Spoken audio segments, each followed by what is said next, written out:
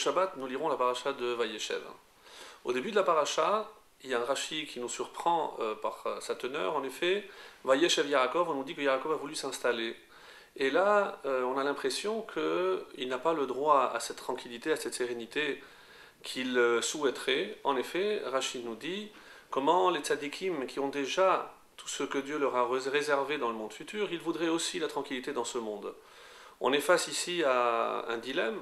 Est-ce qu'un tzaddik n'a pas le droit d'avoir la tranquillité dans ce monde? En effet, Kafat Alav Rubzo Shel Yosef, comme Rachid nous dit, a sauté sur lui le trouble de la vente de Yosef, comme d'ailleurs toute la paracha nous rapportera en détail la vente de Yosef, la jalousie des frères.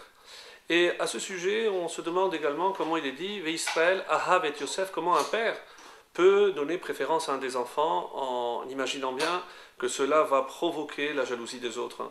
Et là, on nous fait remarquer que ce n'est pas Yaakov en tant que père qui a préféré, qui a aimé Yosef, mais plutôt Israël. Et le Rav, donc ça rejoint le premier Rashi, lorsqu'on parle de tranquillité, la tranquillité que recherchait notre patriarche Yaakov, le Rav Soloveitchik nous dit justement qu'il s'agit d'une tranquillité spirituelle. Il ne s'agit certainement pas d'une retraite anticipée en imaginant que ça y est, c'était bon pour ce qui était de sa mission. Il cherchait une tranquillité spirituelle et il l'a trouvée, où précisément dans la personne de Yosef. Ve'Israël ahavet Yosef, Israël a aimé Yosef, pourquoi? Parce que finalement Yosef incarnait ce personnage qu'on est tous en attente, c'est-à-dire le Messie. En effet, Israël, en tant que visionnaire, a vu chez son fils Yosef qu'il avait toutes les qualités requises pour remplir le rôle de Mashiach et enfin atteindre la période messianique. Oui, je sais, mais on avait promis à Abraham que sa descendance allait séjourner 400 ans. Oui, mais on a bien vu aussi par ailleurs que Dieu a réduit à 210, et pourquoi ne pas imaginer que si on était méritant, eh ben, il n'y aurait pas eu du tout d'esclavage.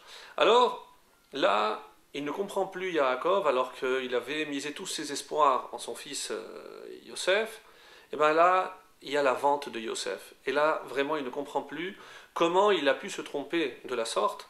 En effet, si on regarde le récit de la paracha, on commence à nous raconter la vie de Yosef, comment ses frères l'ont vendu, ils ont essayé de le tuer d'abord, et soudain, il y a une coupure, on passe du chapitre 37 au chapitre 39, avec une coupure au milieu, c'est le chapitre 38. De quoi parle ce chapitre? Vayered Yehuda Me'ahav. C'est ce qui va se passer avec Yehuda. Je rappelle au passant que Yehuda va essayer de marier ses deux enfants, les enfants vont mourir, et à la fin, Tamar, sa belle-fille, va user d'un subterfuge, puisqu'il n'a pas voulu donner son troisième garçon, au nom du Lévira, eh ben, elle va être enceinte. Alors, on a peut-être ici un secret. On a une lecture très intéressante, c'est-à-dire qu'est-ce qu'il nous faudrait pour que le projet messianique reprenne là où on s'est arrêté. En effet, voilà que Yosef avait tout pour être ce Messie, et il y a une coupure. Pour reprendre l'histoire, il faut comprendre le message de ce 38e chapitre.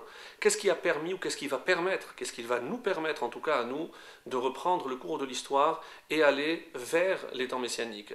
Et ce midrash fort connu qui dit, pendant que Réhouven était avec son deuil, pendant que les frères pensaient à vendre Yosef, de quoi s'occupait Akadosh Baruch Hu? Haya Osek Bore Oro Shel Mashiach. Il s'occupait de créer la lumière du Messie. Mais comment, dans l'épisode de Yehuda, justement, on voit la lumière du Messie? Vous allez me dire oui, parce que c'est Yehuda qui va laisser enceinte Tamar, et que de Péret naîtra Boaz, que Boaz épousera Naomi, et que de là on connaît la suite, puisque David naîtra de cette union. Alors, peut-être que le message est le suivant, et je conclurai par cela. En effet, on voit la grandeur d'un Yehuda. Comment se fait-il que ce soit précisément Yehuda qui va être le précurseur de la lignée davidique, de la lignée donc messianique? Et c'est la grandeur de Yehuda réside précisément en ce qu'il va faire lorsque Tamar se présentera. Et elle lui dira « Hakerna » est-ce que tu reconnais le seau, ce bâton? Et alors il va dire « Va yaker » il a reconnu. Et il dira « Tzadka mimeni » elle a été plus juste que moi. peut-être qu'on a le secret ici, dans cette attitude de Yehuda et de Yehudim que nous sommes. C'est savoir reconnaître nos erreurs. Imaginer que tout n'est pas fixé, que le destin n'est pas tracé, qu'on est toujours le maître du destin et que surtout, on doit reconnaître nos erreurs, savoir aller de l'avant, prendre en charge nos responsabilités, et peut-être que là, comme Yehuda, comme les Yehudim que nous sommes, eh bien, on reprendra le flambeau de cette lumière messianique. Shabbat Shalom.